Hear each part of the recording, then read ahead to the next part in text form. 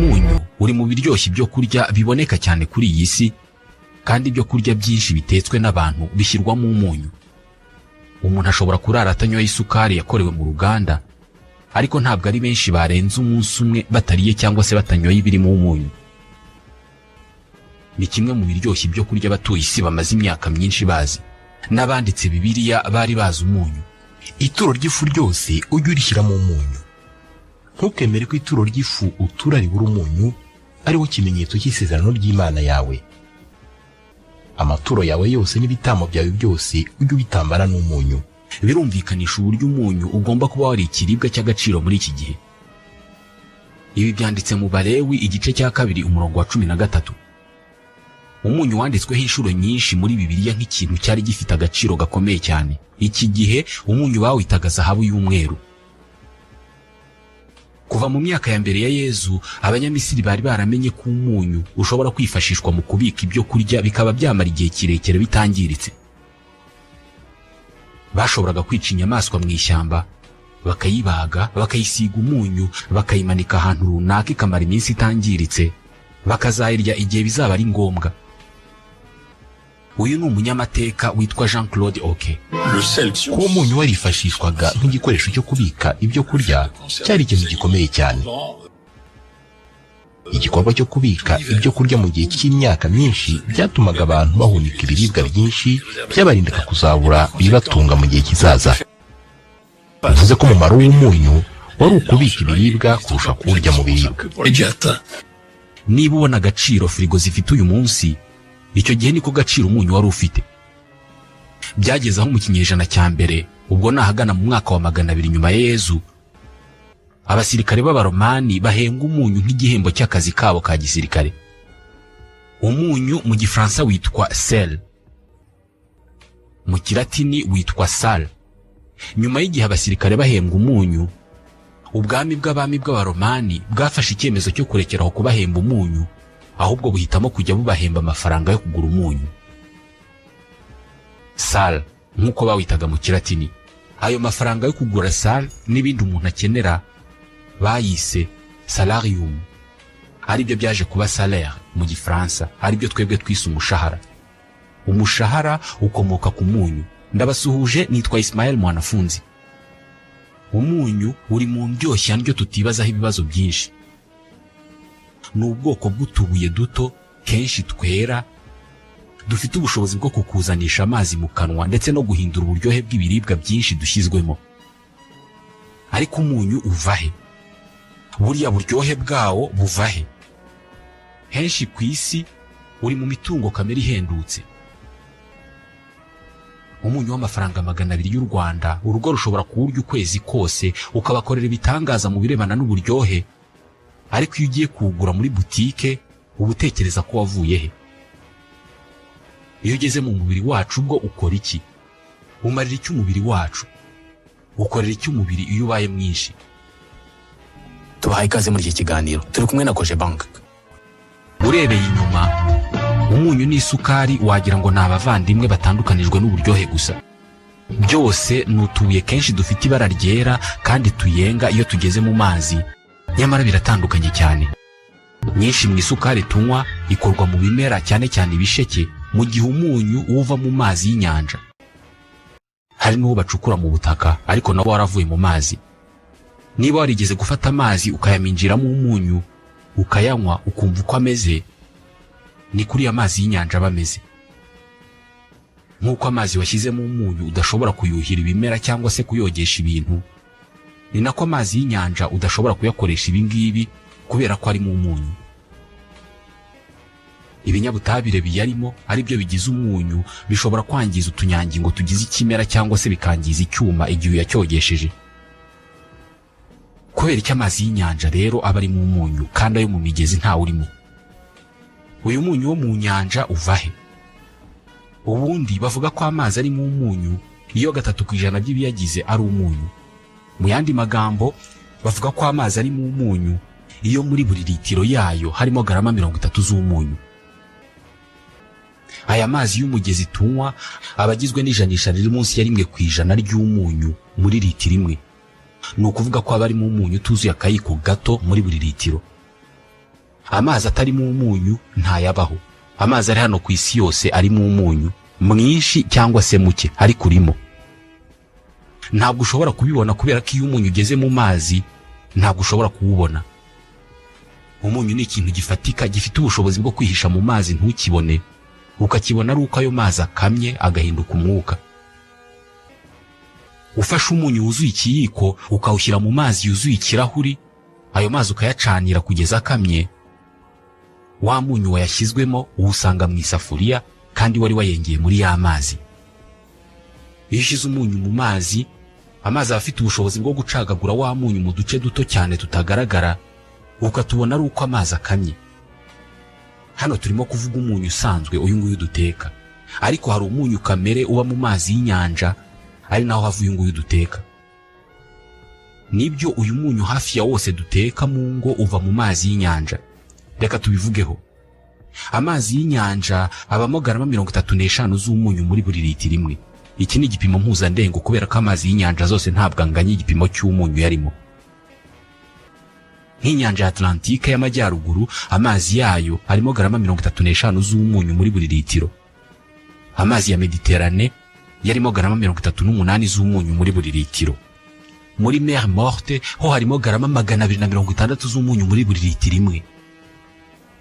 Abantu bagiye batekesha amazi yo muri iyi nyanja ntabwo bazigera bagura umunyu. Umunyu ni ikinyabutabire cyitwa chlorure de sodium. Ikinyabutabire cya chlore kihuza n'ikinyabutabire cya sodium bigakora icyitwa chlorure de sodium. Uyu ni wo munyu turya mu byo kurya. Mu mazi ayo ariyo yose, ikinyabutabire cya chlore kiba kirerembamo ukwacyo ndetse n'icya sodium nacyo kikarerembamo ukwacyo. Iyo amazi akamye bitewe n'ubushyuhe, ibi binyabutabire bibiri birihuza. Iyo byihuje bikora umunyu, chlorure de sodium. Uyu munyu uba mu mazi rero uva he? Ibigize umunyu byiremye mu myaka miliyari 4 ubwo isi yari ikiri nto mu myaka. Isi yatangiye kubaho mu myaka miliyari 4 na miliyoni 500 ishize. Ubwo isi yari imaze imyaka miliyoni 500 yonyine ibayeho, yari yuzuye ibirunga byose bigifite ubushobozi bwo kuruka, kandi icyo gihe byararukaga ku bwinshi. Ibirunga birutse bisohora ibyotsi cyangwa se gaze ndetse n'amazi ariko ari mu mwuka, vapeur d'eau. Iyi myuka isohorwa n'ibirunga ibirimo ikinyabutabire cya soufre n'icya chlore. Nyuma yaho imvura yatangiye kugwa ku isi ndetse inyanja zitangira kuvuka. Iki gihe ya myuka cyangwa se gaze zasohowe n'ibirunga zahise zivanga na ya mazi y'inyanja zari zimaze kuvuka. Yahise ajyamo soufre na chlore. Sodium yari itarazamo. Gusa iki gihe nabwo iyo uza kuba uriho ukanywa kuri aya mazi y'izi nyanja, wari kumva nabwo ari mu umunyu kubera ko chlore ni itanga buriya buryohe bw'umunyu. Sodium y'ikikora ni uguha ibyumviro by'umubiri bishinzwe uburyohe ubushobozi bwo kumva umunyu. Imvura yagwaga ikohereza amazi mu mibande, inyanja zikavuka. Aya mazi yaremye inyanja yari yasakumye bimwe mu binyabutabire bigize itaka n'amabuye, ari byo potassium, magnesium, sodium na calcium. Iyi ni imyunyu ngugu yose yamanutse yivanga na ya chlore na soufre byari biri mu mazi y'inyanja. Ngaha aho sodium ihura na chlore bigakora umunyu. Ibi kandi biracyabaho n'uyu munsi kubera ko buri gihe uko imvura iguye, amazi aturuka imihanda yose agenda mu butaka akagenda asakuma ibi binyabutabire byihuriza mu nyanja bigakora umunyu. Bitewe n'ibi binyabutabire bya potassium, calcium, magnesium n'ibindi, hari amoko atandukanye y'umunyu bitewe n'ibinyabutabire biwurimo. Dore ko twebwe tuwukura mu nyanja rero tukawutunganya kugera ugeze mu bikoni byacu. Umunyu ntabwo ari umucanga wo mu nyanja abantu bagenda bakarundanya bagapakira mu mifuko. Yego hari umunyu bacukura, ariko mwinshi nuva mu mazi y'inyanja aho kuba ku butaka bwo mu nyanja. Kubona umunyu bisa naho bafata amazi y'inyanja bakayakamura bakayakuramo umunyu yari mutagaragara. Abantu bakora umunyu icyo bakora ni ugufata amazi y'inyanja bakayakorera imiyoboro iyajyana mu bimeze nk'ibyuzi. Ni ibyuzi bita parterlement. Muri ibi byuzi rero niho hakorerwa akazi gakomeye cyane ko gukamya ayo mazi kugira ngo umunyu yarimo uze gusigara baze kuwuyora. Ibi bikorwa mu gihe cy'izuba ryinshi n'umuyaga mwinshi kugira ngo ayo mazi ashobore gukama vuba. Kenshi aya mazi aba yaramaze gukama mu kwezi kwa gatandatu mu mpeshyi. Iyo barimo gukogota amazi y'inyanja cyangwa se kuyayobora mu byuzi, aya mazi agendamo n'imyanda n'udusimba nk'amafi, urubobi n'indi myanda myinshi. Uko amazi agenda akama kubera izuba n'umuyaga byinshi, niko umunyu ugenda ugaragara umeze neza neza nk'uko tuwubona iyo tugiye kuwuteka. N'ubusanzwe uba wari uyarimo, ariko nk'uko twigeze kubivugaho, umunyu iyo uri mu mazi ntabwo ugaragara kubera ko amazi awucamo uduce duto cyane tudashobora kugaragara.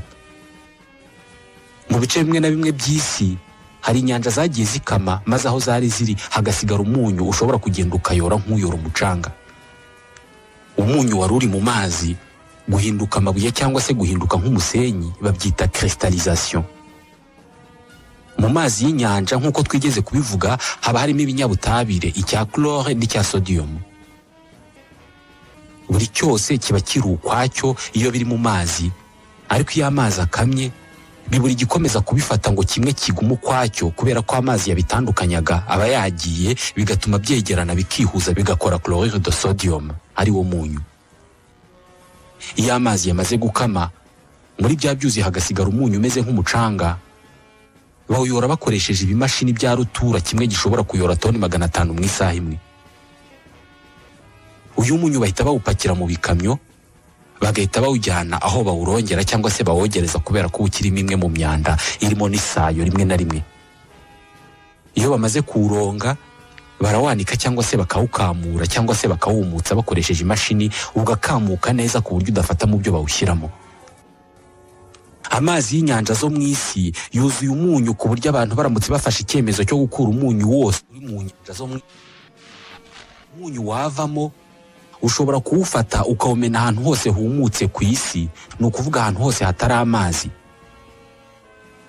Icyabaho icyo gihe ni uko ku isi yose aho ushobora gukandagira haba hari umunyu.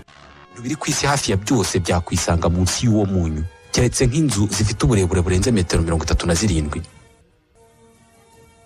Ubwinshi bwawo bushobora kuba ari bwo butuma udahenda.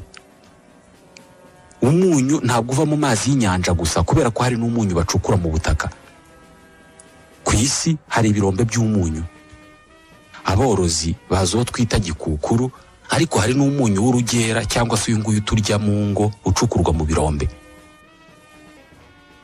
Nubwo uyu munyu bawucukura mu butaka, ariko nawo uba waravuye mu mazi y'inyanja. Nubona ahantu bacukura umunyu, uzamenye ko kera cyane mu myaka miliyari 4 ishize aho hantu hahoze ari inyanja. Mwibuke mu myaka miliyari 4 ubwo inyanja zavukaga, amazi y'imvura yatwaye bimwe mu binyabutabire byo mu mabuye n'ubutaka, maze byirunda mu nyanja, ari byo byakoze umunyu uri mu nyanja uyu munsi. Nyuma yaho mu myaka miliyoni 200 ishize habayeho kwivumbagatanya k'umubumbe w'isi, maze inyanja zari zuzuye ku isi zirimuka. Hamwe mu ho zahoze hasigara ibiyaga n'inyanja nto nazo zuzuye amazi ari mu munyu. Uko imyaka yagiye ishira, amazi y'ibyo biyaga n'izo nyanja nto nayo yagiye akama, bituma umunyu wari uyarimo usigara aho ngaho ku butaka. Uwo munyu wagiye wirundaho irindi taka n'ibishingwe n'indi myanda yose, ndetse aho hantu hamera ibimera bisanzwe nk'amashyamba n'ibindi, ku buryo uyu munsi ucukuye mu kuzimu kw'aho hantu, munsi y'ibimera ugenda ukagera ku munyu. Ni nko muri metero 60 mu kuzimu, hari naho bagera kuri metero 160, akaba ariho basanga umunyu. Nguyu umunyu ucukurwa mu butaka. Uyu munyu bacukura bawita sel gemme. Muri Afurika hari ibihugu bicukura uyu munyu, nko muri Niger ntabwo bagomba gucukura muri uku kuzimu, ahubwo umunyu uri hafi cyane, birahagije gukuraho agataka.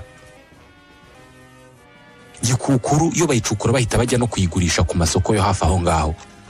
Mu bihugu by'Uburayi umunyu mwinshi bacukura ni gikukuru. Bo ntabwo bawuha inka, ahubwo bawukoresha mu mihanda mu gukuraho urubura. Umunyu ubuza amazi kuba urubura, urayashongesha.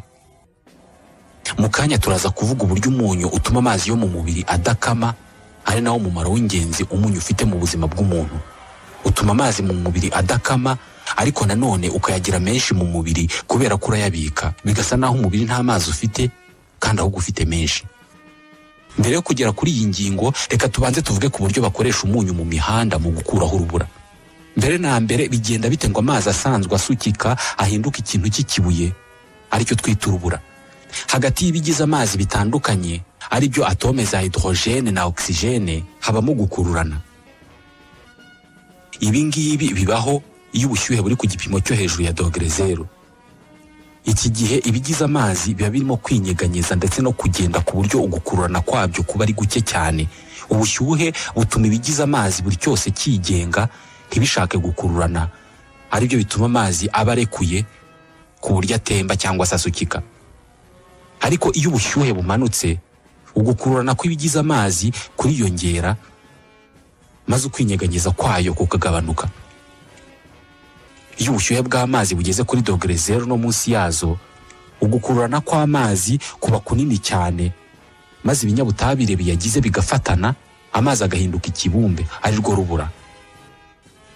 Murabyibuka, umunyu ugizwe n'ibinyabutabire bya chlore na sodium. Mwibuke ibi binyabutabire nabyo birakururana iyo amazi byari birimo akamye, aribwo bihura bigakora umunyu, chlorure de sodium. Iyo ufashe umunyu rero ukawushyira ku rubura, bya binyabutabire bya chlore na sodium biba bibonye amazi bikongera bigatandukana. Mu gutandukana kwabyo, amazi arabinyunyuza, ariko iyo biyagezemo bisa naho amazi yabinyunyuje, nabyo birayanyunyuza. Uko birimo kunyunyuzwa n'amazi, nabyo biyagizemo imbere bigasa n'ibirimo kuyanyunyuza, bishwanyaguza ibigize y'amazi bikabitandukanya, amazi akongera akarekurana agatemba. Nguku uko mu bihugu bibamo urubura bakoresha umunyu mu kurukuraho. Umunyu unyunyuza amazi. Uku kuyanyunyuza iyo bibaye ku rubura bituma urubura rushwanyuka. Ibi bintu umunyu ukorera urubura unabikora mu mubiri w'umuntu. Buri kanyangingo mu tugize umubiri w'umuntu, mu bikagize harimo amazi ndetse n'imyunyu ngugu. Iyo uriye ibyo kurya birimo umunyu mwinshi, umunyu birimo ugera mu mubiri ukajya mu mazi agize umubiri ukayihishamo nk'uko usanzwe ubigenza. Ya mazi yo mu tunyangingo nayo asakuma wa munyu wose kugira ngo uyanyunyuze.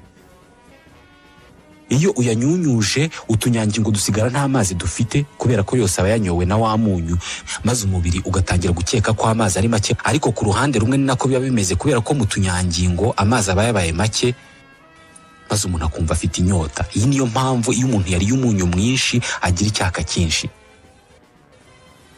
Abantu bategura kunywa baravuga ngo bagiye kurya umunyu mu rwego rwo gutara icyaka. Umunyu mwinshi bacukura cyangwa se bakura mu mazi ntabwo ari uwo barya, ahubwo bawukoresha mu gukura urubura mu mihanda. Umunyu ucukurwa mu butaka kandi ukoreshwa mu nganda zikora ibinyabutabire. Ziwukoresha mu gukora ibyitwa polychlorure de vinyle, PVC. Iyi ni plastique. Muri ariya matiyo cyangwa se impombo zose tubona za plastique haba harimo umunyu. Banawukoresha mu mazi yo mu nganda akoreshwa mu isuku yitwa eau de javel. Kubera uburyo umunyu unyunyuza amazi, abakannyi bawukoresha cyane mu gukora impu cyangwa se bimwe byitwa cuir.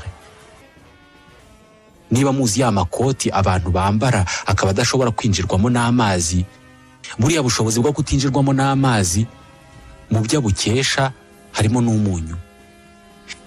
Hari ubundi buryo bwo gucukura umunyu munsi y'ubutaka, bwo noneho bigakorwa nk'uko bacukura petrol. Bacukura munsi y'ubutaka ariko badacukuye umwobo mugari, ahubwo bohereza icyuma kimeze nk'itiyo mu kuzimu, kiramanuka kikagera kure cyane ahari umunyu. Iyo bamaze kubona ko aho hantu hari umunyu koko, bahita boherezamo amazi akayengesha wa munyu, amazi akaba ariyo bazamura bayageza hano ku isi, bakayacanira agakama, hagasigara umunyu ufatika, uyu nguyu w'umucanga.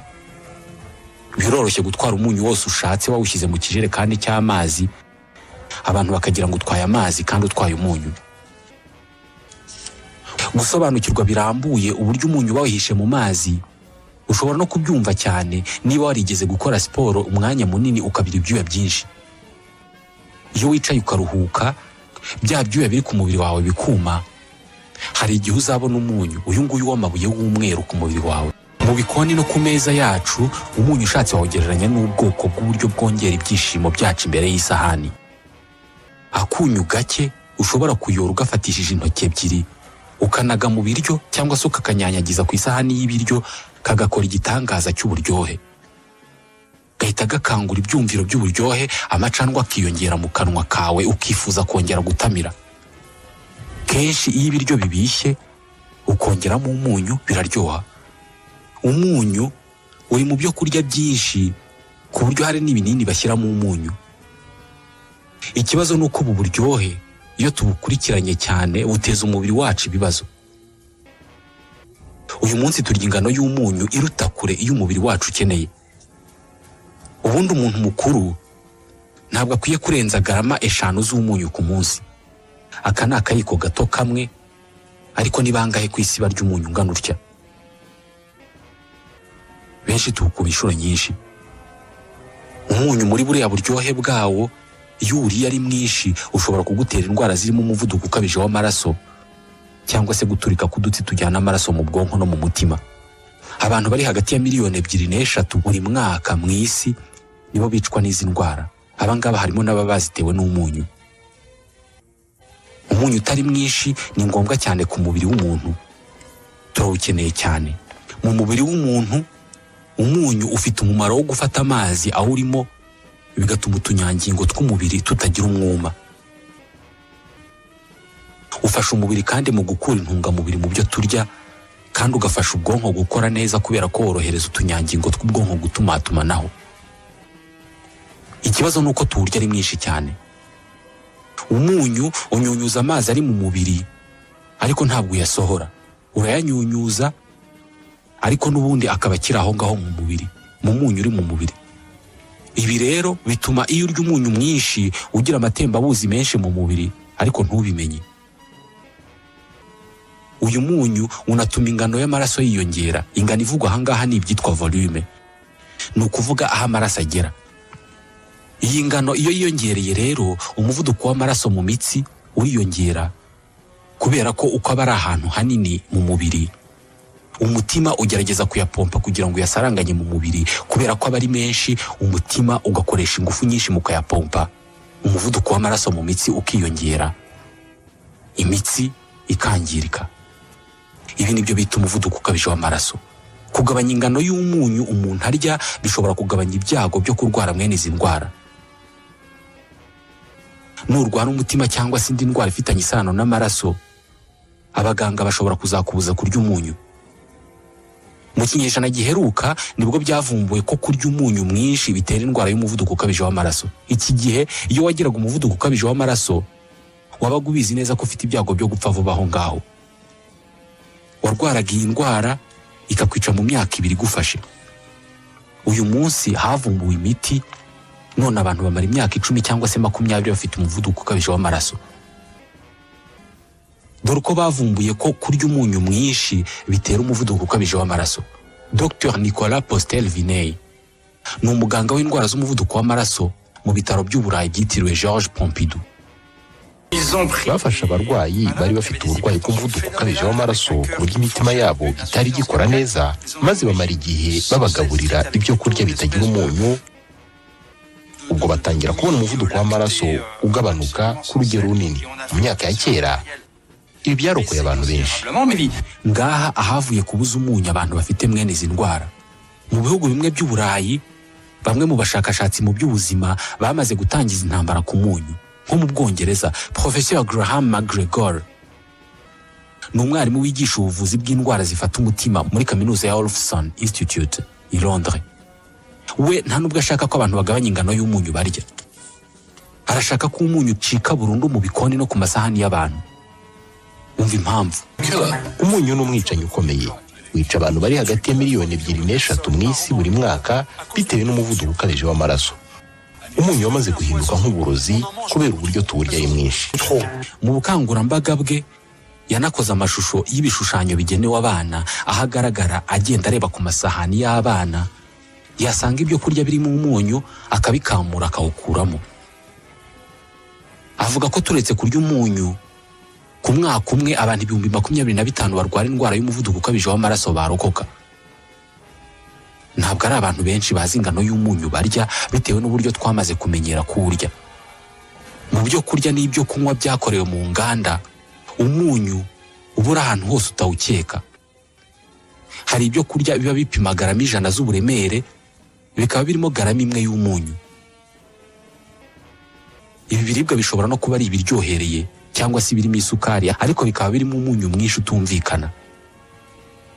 Babara ko abantu barya ibiribwa byo mu nganda 80% by'umunyu binjiza mu mibiri yabo atari umunyu bongera mu byo kurya barimo kurya ubwabo, ahubwo n'umunyu uba warashyizwe muri ibyo biryo n'inganda. Ishami rya Loni rishinzwe ubuzima rivuga ko umuntu umwe adakwiye kurenza garama 5 z'umunyu ku munsi. Ariko mu bihugu bifite ubushobozi bwo gupima umunyu uribwa n'abaturage babyo nko mu Bufaransa, babara ko abagore barya garama 8 z'umunyu ku munsi, abagabo bakarya garama 10. Iyi ni impuzandengo kubera ko hari abarenza cyane ibi bipimo. Abantu barya ibyo kurya byakorewe mu nganda mu gitondo, saa sita na nijoro, abarya umunyu muke muri bo ku munsi bashobora kurya garama 15, mu gihe ishami rya Loni rishinzwe ubuzima risaba abantu kutarenza garama 5. Kubera ko umunyu ufite ubushobozi bwo kubika amazi, bitekerezwa ko abakora ibiribwa mu nganda babishyiramo umunyu mwinshi batagamije gushaka uburyohe, kubera ko hari n'ibyo bashyiramo umunyu batagamije kuwumvikanisha mu buryohe, ahubwo bagamije kongera ubunini n'uburemere bw'ibiribwa bakora, bigatuma ibiribwa bagurisha biba binini cyangwa se byinshi, bityo bakunguka badahenzwe. Kuremera k'umunyu bifitanye isano no kuba ubitsa amazi menshi no kuba uva mu mazi. Iyo umennye hasi nyuma y'amasaha runaka, uraza ugasanga wa munyu wawe wabaye amazi, ariko ubu gihari ari amazi uramutse uyakamije umunyu wawe wagaruka. Usibye ko rimwe na rimwe banabikora kugira ngo bahe uburyohe ibiribwa ubusanzwe bitagira uburyohe bw'umwimerere. Professor Graham McGregor ibi ngibi babyita uburiganya. Abantu bakora ibiryo byo mu nganda ni abanebwe cyane. Fata nk'urugero rw'ibiribwa bidafite uburyohe bw'umwimerere, wenda nk'inyama. Iyo zongeyemo umunyu abantu barazirya cyane, ntabwo biba bihenze kandi bikazana amafaranga menshi cyane. Kuvuga ibiryo bifite uburyohe bw'umwimerere ni ukuvuga nk'ibigori. Hari ababishyiramo umunyu, ariko niyo utawushyizemo biraryoha. Ibi byo gusiga umunyu ku kigori nabyo byazanywe n'inganda zitunganya ibiryo. Gusiga umunyu ku kigori bifitanye isano n'ubucuruzi. Iwawe iyo watetse ibigori ushobora kuba utajya ubisiga umunyu, ariko hari amahirwe menshi yuko wigeze kugura ikigori gisize umunyu. Uyu munsi ibihugu bimwe na bimwe byamaze gufata ingamba zikomeye zirebana no kugabanya umunyu ushyirwa mu byo kurya byakorewe mu nganda. Mu bihugu nk'Ububiligi, urwego rushinzwe ibiribwa rugenzura umunsi ku munsi amaduka yose acuruza imigati, hagapimwa ingano y'umunyu uyishyirwamo. Bategeka ko mu kiro kimwe cy'ifarini ikorwamo imigati, umunyu ushyirwamo utagomba kurenza garama 17. Umuntu ukora imigati urenze kuri aya mabwiriza acibwa amande ashobora kugera ku mayero 450. Aya ni ibihumbi birenga gato 450 by'amanyarwanda. Aya magenzura muri iki gihugu ntabwo atangiye ejo bundi, kubera ko bihari kuva mu 1980. Biragoye guhagarika kurya umunyu igihe utarwaye ngo muganga awukubuze. Gusa ikibazo ni uko uyu munyu udashyirwa mu byo kurya gusa. Uyu munsi ushyirwa no muri bya binini bivangwa n'amazi cyangwa se andi matembabuzi bikayenga. Ibi ni bya bindi bashyira mu mazi cyangwa se ibindi bintu bisukika bikayenga bakanywa ayo mazi. Babyita comprimé effervescent. Ibyinshi muri ibi binini ni ibikiza ububabare. Nugura ibi binini uzasoma ibibigize uzasangamo icyitwa sodium. Sodium ni ikinyabutabire cy'ingenzi gikoze umunyu. Kiri mu bituma umunyu ugira buriya buryohe kubera ko gikangura papier gustative cyangwa se ibyumviro by'uburyohe. Ibinini bishyirwa mu mazi bikayenga, biyenga kubera ko birimo sodium. Mwibuke, umuntu umwe ntabwo agomba kurya umunyu urenze garama 5 ku munsi. muri biriya binini hari igihe kimwe kiba kirimo garama imwe ya sodium. Abantu barwaye umutwe cyane cyangwa se izindi ndwara zibabaza abashobora kunywa biriya binini 6 ku munsi. Ahangaha aba yamaze kurya umunyu uruta w'abaganga badutegeka kutarenza ku munsi kandi atanariye ibiryo. Umunyu yemerewe kurya ku munsi akawurya mu binini. Ibi kandi ni ibinini bigurishwa bitabaye ngombwa ko umuntu abyandikirwa na muganga.